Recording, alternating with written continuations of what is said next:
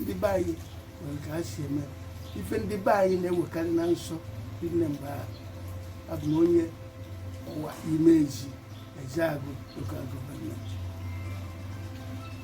Ndị be anyị na-eji okwu ji egwu egwu.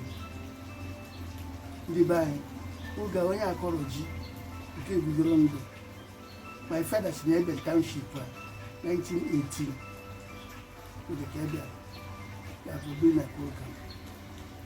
My father na-akọgbu ji akụ ya na Ernest. O nwere ọba ji ọ na-eke ọba ji ebua and 2.5. Ya bụ na imekata mee nsọ jie mgbe na gịnị a ga-achịpụ ya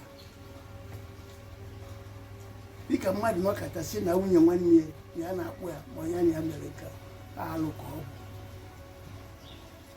O nwere ihe ndị be anyị na-eme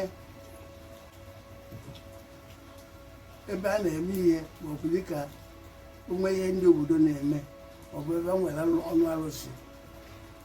O nwere ihe ọ ga-abịa ime ebe ma ọ bụ ji ebe a gafee ụzọ ije jụọ ndị na-agụ ihe onye marụ maka ya kedu ihe a ga-eme wee mejie ihe a na o nwere nsọ emere na o nwere ihe mpio na nsọkọ kedu ihe a ga-eme wee mejie ya maka na na-enwe fia na ọ bụ na emere ya ọ isi mmadụ.